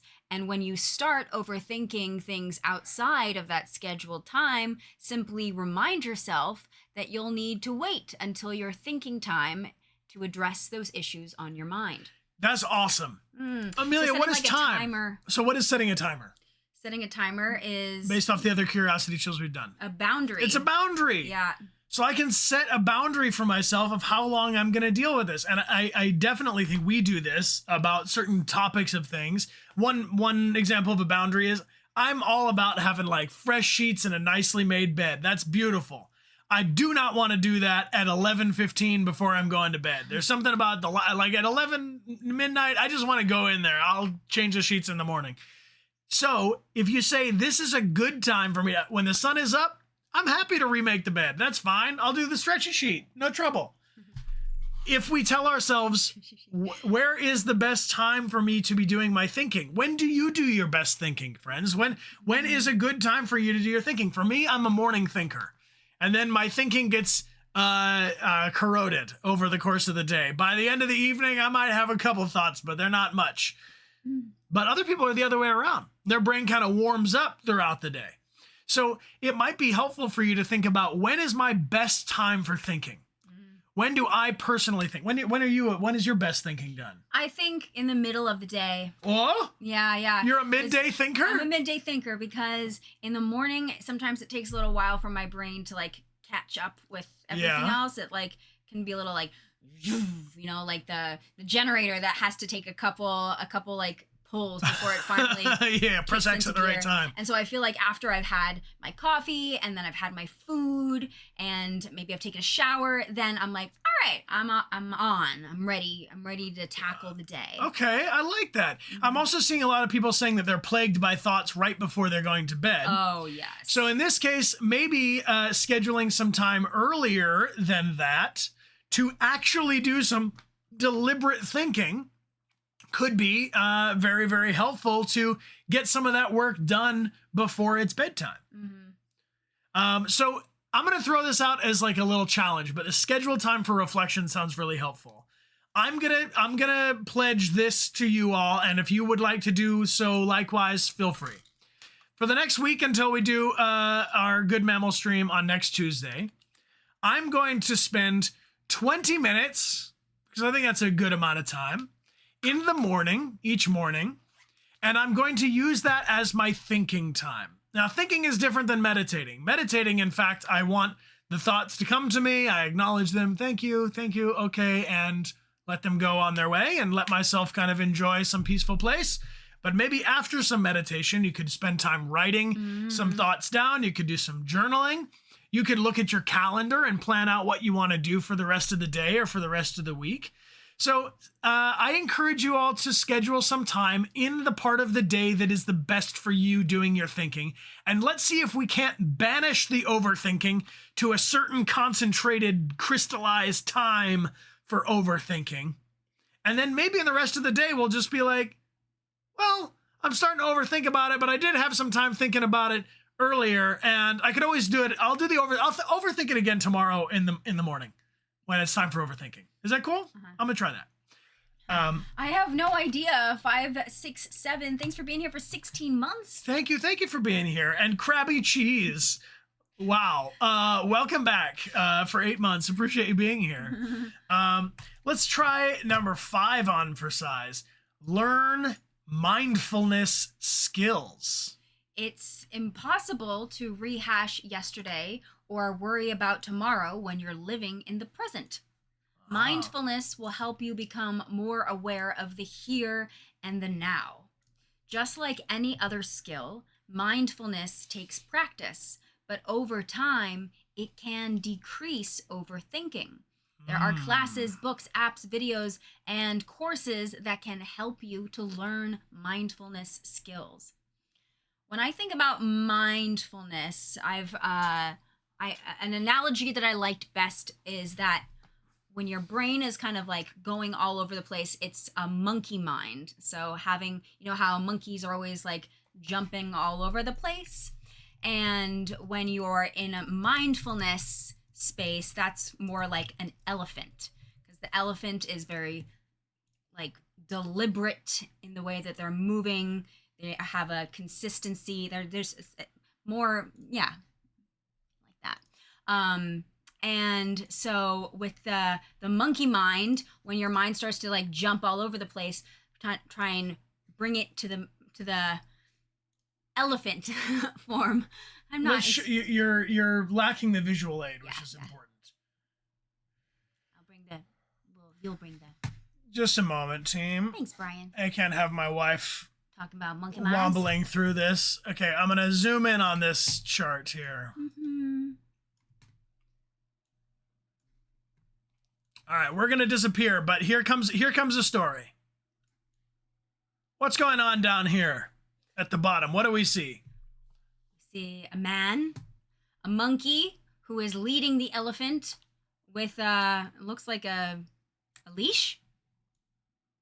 And then moving up the path, the monkey is still leading the elephant, but as you can see, the elephant's mind is starting to turn white. So all of the stripes, all of the different patterns are starting to slowly disappear. And then in the next spot, the man then has control. He has the leash on the elephant, and the elephant and the monkey are starting to turn back towards the man. And then as he continues on, the white, it's clearing away the patterns, all of the noise that's going on in the elephant. And then eventually the man is leading the elephant by the leash. He's no longer behind him. And then they're all walking together and slowly getting rid of all of the noise. And then nobody needs to lead anyone anymore. They're all walking together on their own. And then eventually you'll reach enlightenment. Ta-da! Ta-da! And that's how you get enlightened. But I mean, doesn't this make sense? I mean, if we imagine the monkey mind as this part of ourselves that's controlling us, that's leading us, that's that's stringing us along, and we're chasing after this monkey mind and ourselves, this elephant. And over time, we're able to have a little more control and a little bit more mindfulness. And the conversation changes between following after our mind and then eventually leading our mind. In any case, it's an abstract thought, but it's helpful for now. This is from a website called Teachings from Tibet. Mm-hmm. Thanks, Brian. Sure, for sure. Yoshida Ruki, thank you for the gift sub to Cam Kazoo. Appreciate you. So change the channel. Telling yourself to stop thinking about something will backfire. The more you try to prevent a thought from entering your brain, the more likely it is to keep popping up. Change the channel in your brain by changing your activity. Exercise, engage in conversation on a completely different subject, or work on a project that distracts you. Doing something different will put an end to the barrage of negative thoughts. So the idea here is that if I'm really overthinking, let's say my Twitch schedule, okay, what games am I going to play? What days are we going to stream? What times are we going to do? How's that going to fit with my personal life? I'm trying to figure out all this stuff. Sometimes the best thing that I can do is go solve a different problem. I gotta, okay, I don't know right now. I can't figure it out. I don't know how many more streams of this game. I'm just going to leave that be. And I'm going to go solve the problem of paint this wall. Right? Mm-hmm. And it literally, I can still be working through that thought. It's still going to flutter through. I'm still going to have thoughts about that while I'm doing the other thing. But by putting myself in action and by actively doing some next other thing, I think it increases the likelihood that I'm doing it in a productive way so that I don't feel stuck. I don't feel like, God, I hate this show, but I'm just too lazy to get up and get the channel. So I'm just going to sit here and watch this show I hate. You know? Yeah. Back in the day when you had to walk up to the TV. Y'all even remember that? You don't. Or if your remote batteries died and then you had to go and do it manually. That would happen to us often. The suffering. So much suffering. Knox Stella 86, how you doing? Welcome back for 4 months. Welcome back, Knox. Yeah, I think it's just a good idea for me to change my problem that I'm working on, and I will share with you all that I'm about 2 hours, and then my brain starts to go. So when we're streaming 3 hours, that is being held together by the fact that Amelia and I are doing it together and we're playing a game. But in general, when I'm scheduling my life out, I think about, I wake up, I have my morning, I have a 2 hour kind of window of something that I can productively do. Usually for me, this is like correspondence or stuff that deals with people that are in other parts of the world or other parts of the country. So I have to pay attention to time zones. I do that interaction, I have lunch, and then I have time for like 2 more blocks of tasks. Usually one's like an inside thing and one's more of an outside thing or whatever. But for me, being able to like switch tasks throughout the day makes me feel like I'm making progress in different categories. And there have been days where I'm like, okay, I'm locking myself in the studio and I'm just going to work on OBS and I'm going to do all this stuff. And then I literally don't. I get like 2 hours done in 6 hours. I spent 6 hours, but I wasn't accomplishing things for 6 hours. And then I get frustrated with my productivity and how, what a waste of time. And now I'm not, you know what I mean? It goes down the bad spiral again. Yeah. But for me, if I just try to do a thing for 2 hours and then I'm done, if I didn't finish the task, I'll come back to it the next time. But I got to switch to a new category for me anyway. That's how I keep it going. Yeah. And if a task takes more time than expected, then do it later. You know, I'm just saying, like, I think 2 hours one day and 2 hours the next day, for me personally, is worth more than 4 hours consecutively. But some people get in a zone and they're great at it, you know? Like you can also do like 2 hours, do something else, then come back for another 2 hours. Yeah. So whatever is most helpful for you. Not everyone's going to have the same tactic that works for them, which is why there's different ideas of how you can combat or help yourself to overcome these different types of overthinking. And really, Amelia and I want you to know, like, we're not trying to tell you what to do or what you should do. We don't really know what you should do. Honestly, I don't care even that much what you do. Like, I want you to do what works for you. So for me, I'm just sharing the things that I have found helpful, that I think might be useful to you, or things that I have heard from someone else who's had more successful times with this stuff. So for me, this is more about us all kind of brainstorming what are some things we can, some things that we can accomplish, things that work out. But really, if it works for you, do more of it. If it doesn't work for you, stop. Mm-hmm. Also, because like, I feel like these are things that we're working on as well. So we're trying to figure out what's working for us. I'm looking for patterns to see, okay, what is the same thing that keeps coming up for me?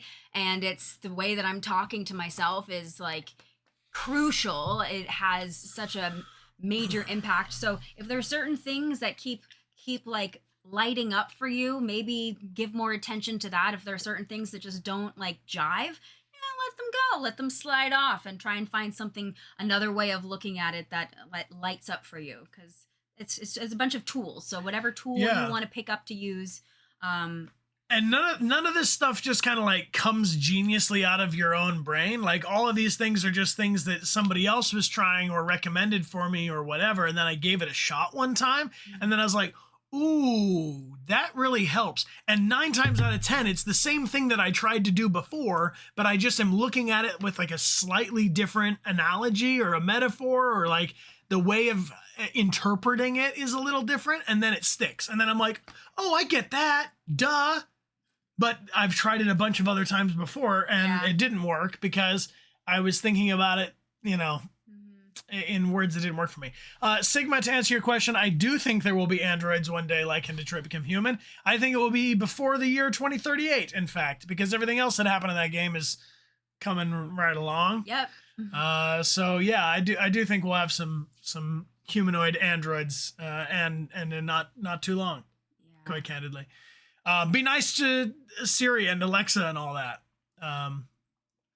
Yeah, you can't force productivity, but you can learn how to work around your own brain's rhythm.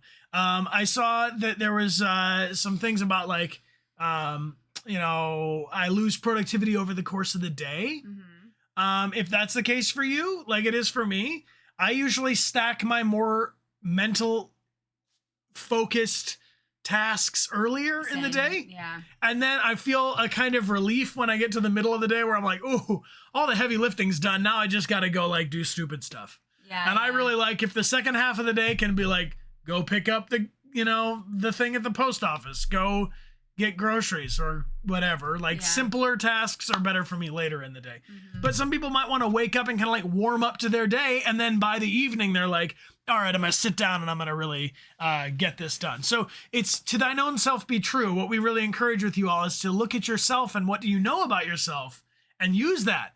Use the information that you have. Hello to you in Mexico. Thank you for joining us, Manuel. Appreciate you. Thank you. Is it Skynet Day? Is it really? I don't know what that means. Yeah. It's August 29th. Happy Skynet Day. Skynet begins to learn rapidly and eventually becomes self-aware at 2:14 a.m. today. From Terminator. Don't worry about it. Okay. Terminator is a movie about artificial intelligence, and they just kind of connected. Skynet is the I don't AI. think I've ever seen any of the Terminator movies. Never. Actually, no. We gotta go. That's what we gotta do tonight. Cool. Well, these are useful. I'm curious, of these 6, which ones do you think is going to be most useful for you? To notice when you're stuck in your head. Maybe we can have a little symbol for myself, like, I'm stuck. Mm-hmm. Number 2, keep the focus on problem solving. So focusing in on the problem. And the solving. Thank you, Aaron. I have a dad, and in fact, do look a good amount like him. Number 3, challenge your thoughts, which is to say, to look at the specifics and wonder, did I overgeneralize, or was I labeling? Was I painting with a broader brush than was necessary? Yeah. Number 4, to schedule some time for reflection. That's the one I think is really useful. And number 5, learn mindfulness skills on how to be here now. Number 6, change the channel. We're here, but we don't have to be. We have to be here now, but we don't necessarily have to be focusing on the same thing. Yeah. I feel like for me, changing the channel, the mental channel, is a good tool, especially if it's a physical thing that I'm going to do when I'm overthinking. If I can do a physical activity, that really helps to take my brain onto what I'm physically doing, as opposed to like thinking about all these other things. Yeah, a combo of all could be good. I mean, definitely for me, the number 1 of notice when you're stuck in your head is paramount. Yeah, because you have to be self-aware to know, I'm overthinking, it's happening again. Yeah, because if I don't acknowledge it, then I don't know that it's time for me to engage one of these skills or tactics that I'm learning to work against it. I think. To me, that's super important.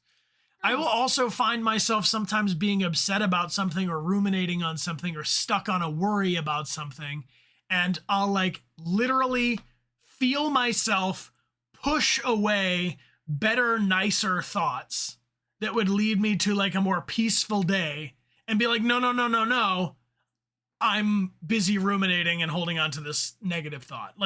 And that's when I notice that I'm stuck in my head. It's like, do you ever find that where it's like, you're in the dark place with your mind, and then someone's like, you specifically, your wife, for instance, is like opening a brighter door and is like, hey, what if it was like brighter? I'm like, no, close that door so it's dark and bad in here. Yeah. That's the moment that I gotta work on. That's the moment where I can find, suffering only today for me, please.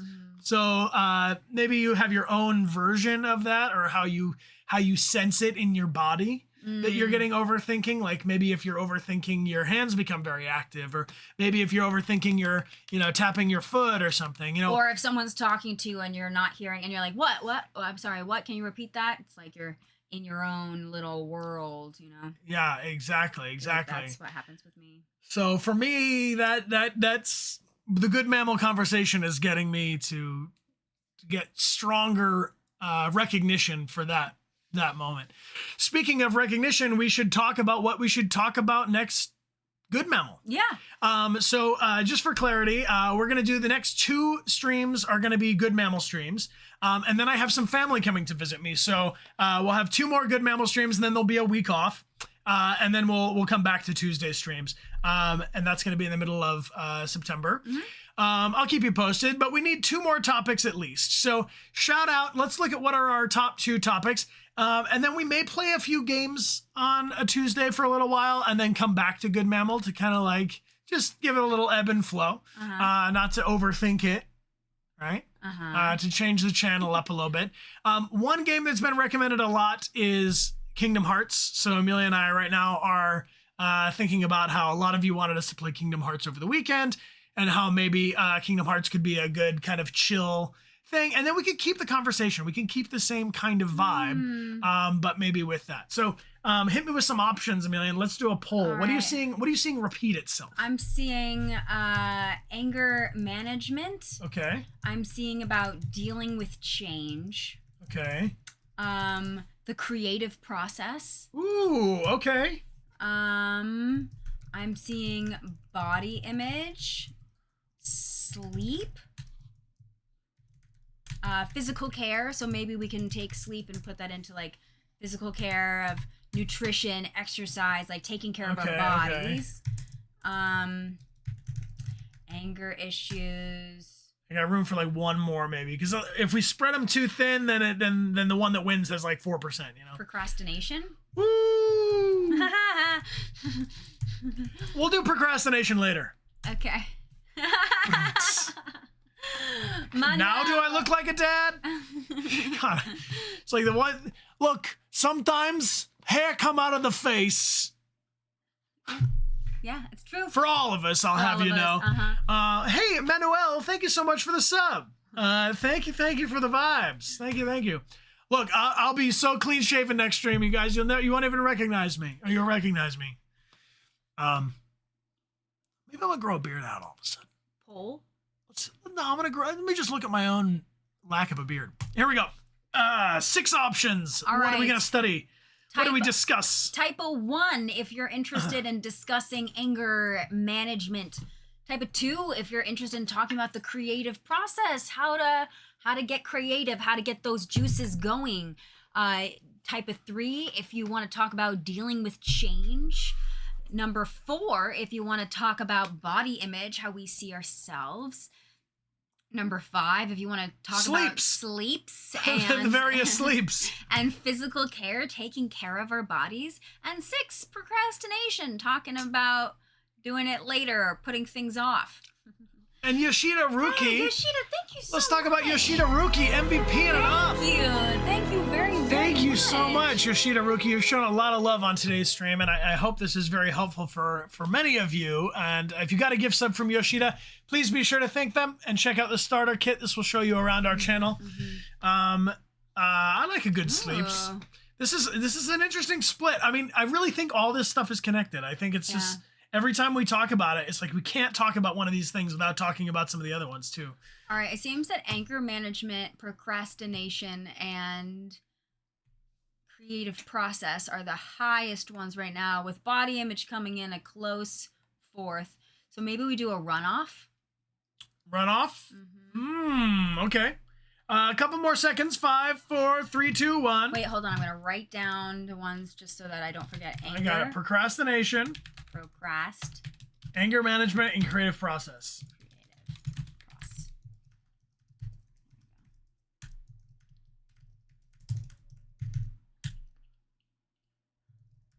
I feel like procrastination can also tie into the creative process, because procrastination is a big enemy of the creative process. Yeah. I'm curious, team. What do you think? Type 1 if you would like to talk about procrastination next Tuesday.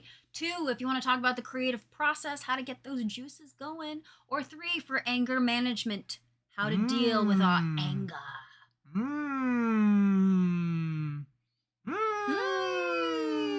Beautiful, beautiful, beautiful. While we're at it, let's say thank you to those mods, because our mods have found some raid targets we're going to put in here. Thank you so much. Thanks a lot, mods. Thank you, lieutenants. Thank you. Appreciate your support. Still is pretty close, yeah.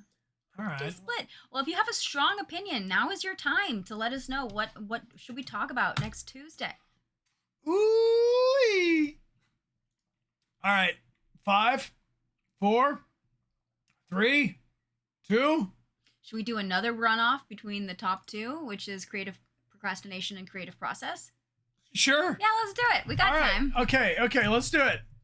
I mean, are we overthinking this? Yes. Procrastination, creative process. And if that just made you angry that anger management went off the list, we'll do it on anger management too. I think that's anger management is also patience increasing is the goal. The spark notes on anger management is wrap your mind around time. Patience. Not everything is happening right now or needs to. Ooh, so split. Neck and neck. Can we get to a perfect 50-50 split? Who knows? Let me know. If you have a strong opinion, get in there. Let the people of the town know. Thank you, mods, for the raid targets. I love it. Looks like it's going to be procrastination with a side of creative process. Okay, well then, I think that's it. Why don't we say that? I mean, because Llama, she yelled. I think it's procrastination and the creative process. I mean, isn't a big problem with creative process? No? No! We used up the llama pen! Llama pen, no! We used up the llama pen! No! Yes! You're gonna... No! Everyone panic! Ah! I'm so sorry for your loss. Me too. We'll have to immortalize that little llama. Oh, maybe I can replace. Oh. It's over. Oh. We can get you a new. We'll get you a new one of these in no time. Okay, I can't let this go. It's too cute. You don't got to. Good. All right. We're procrastinating. I think procrastination and the creative process are. Oh, it's starting to come back. Hey! Hey! We were catastrophizing. It wasn't all just painted with the broad strokes. Yay! Yay! No, it's still it's going again. Okay. Oh no! No, it's dead again. There Come we on, go. It's team. coming back. Oh! Okay, so this is what, for those of you who are like, what is clowning? That's it. Clowning is just, we win, yay! We lose, no! Dis apple? No! Dis orange? No! Despair! Why? It's comedy. Write it down. Yoshida Ruki! Thank you so much. Thanks for the cheers. Oh, yes. Oh, thank you. Is there maybe time for some gifts? I gifted some, and it would be a really good. I don't know when I can be back. Let me look over here. Hold on, I'll check up on it. Oh, Yoshida Ruki. Yoshida Ruki says now is a good time for gifts. Oh, yes, it is. Thank you for encouraging me to check. Yoshida Ruki says, for everyone who needs a little reminder that we are valid, we aren't a villain or a hero. We are here. We are present and we are worthy of love, especially from ourselves. Be kind and gentle to yourselves. Yoshida Ruki, thank you for your kind words. Thank you. Thank you. And for gifting these 6 prizes. So let's pull 6 winners in Yoshida Ruki's name. 6? Thank you. Indeed. And Celeste, hello and welcome. Hello. Thanks for joining us. All right, we're going to pull 6 winners. Help me out here, team. Okay. Winner number 1. Type if you'd like to enter yourself to win. All of our subscribers enter 5 times and gift sub givers enter 10. Here we go. This is Kurz, Kerhs. Congratulations. Congratulations, and Kurz. thank you for joining us, spending some time with us on stream today. Thank you, everybody who's typing. Next up, it is ZT Surya. Congratulations. Congratulations. Thank you so much. Next up, I'd love to say it, Skittymations. Congratulations, Skittymations. Congratulations. You're winner number 3. Let's find winner number 4, eh? Sounds about right. This one goes to... That person has won this prize before. So each time you're eligible to win each prize one time, and then when we change the prize, you can win again. This one goes to Yippee Riley. Riley Yippee. Riley Yippee. Mm-hmm. Oh, backwards. Riley _Yippee. Shall we have more? 2 more. Next up, Hello Darkness 19, you win. Congratulations. Congratulations, Hello Darkness. And uno más. 1 more from Yoshida. Spook Woon. Congratulations, Spook Woon. Congrats. You are the winner. And thank you, Yoshida Ruki, for gifting so many prizes. Yes. If you're one of those 6 awesome winners, check out your Whispers. Double check you have your address correct so I can get to you on the first time.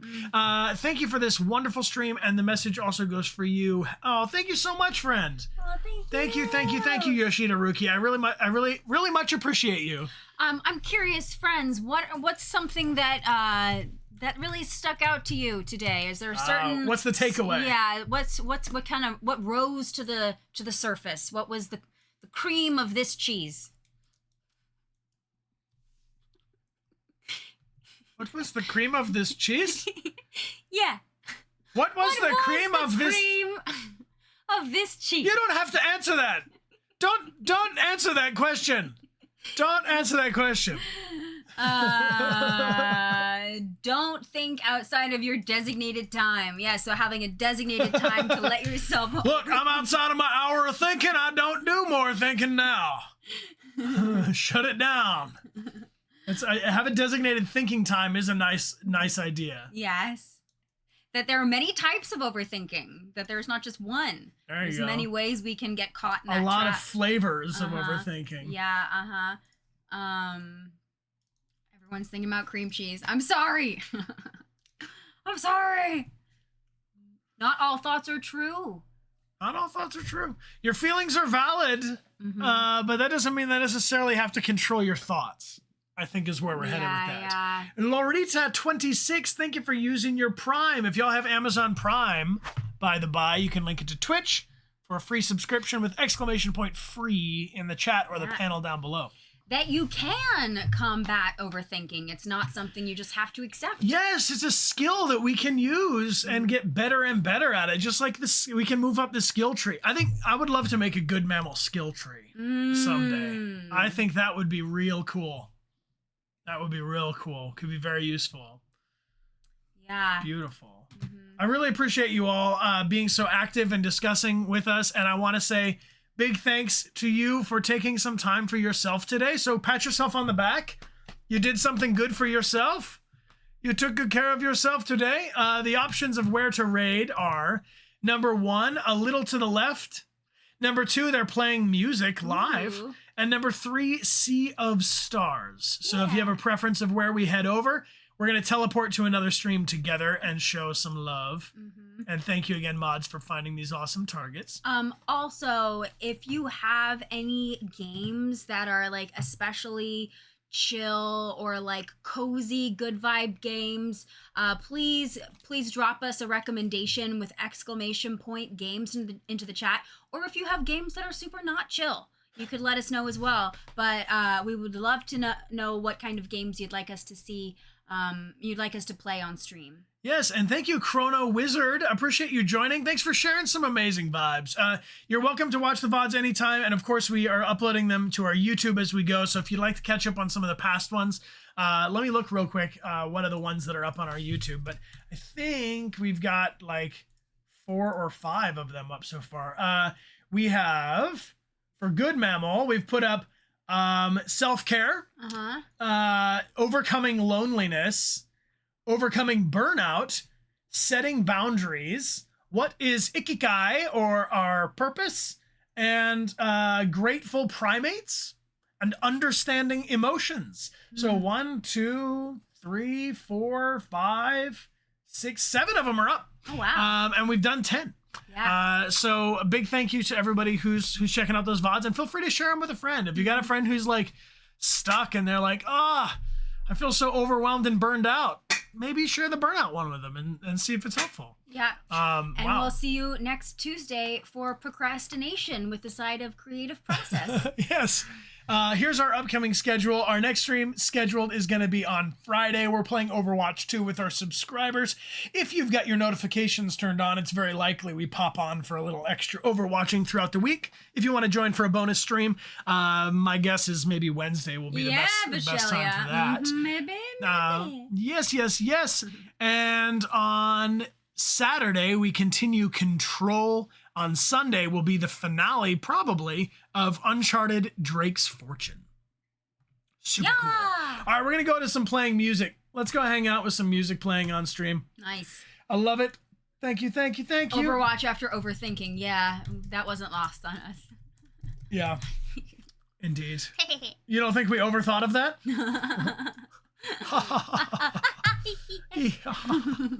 All right, let me grab the target.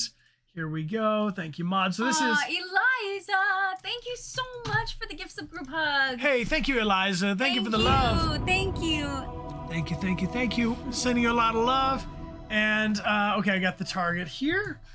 Raid ready. Perfect. And if you're gonna have some cream cheese or bagels with cream cheese, enjoy it. Yeah. Always, cheese. By the way, if you're gonna have a bagel with cream cheese, don't not enjoy it. Yeah. Give it to me if you're not gonna enjoy it. Don't sadly eat. By the way, what kind of bagel would you put that cream chease on? Just everything bagel. Everything bagel, obviously. Or onion. Oh, Miss Okami. Miss Okami. Thank you. Thank you, Miss Okami. If you got a gift sub for Miss Okami, please be sure to thank her. Thank you. And Noxtella. Wow, Noxtella. Thank you, Noxtella, for the love. Appreciate you all for the support. Thank you kindly for this. Thank you so much. Appreciate y'all hanging out with us. I'm glad that the Good Mammal streams are helpful to you all, and I'm very much enjoying them. Thank you, Frosty Ozzy, for the gift sub to cream cheese. Thank you. Right before we raid, it's coming up, so we should say the things we usually say. My name is Brian. My name's Amelia. And this is our Twitch.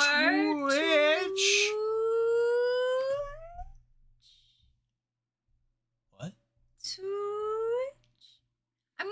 I'm stalling, Brian. Why? Because it's not ready to go yet. It's ready to go. Now it is. Are you all ready to go? Yeah.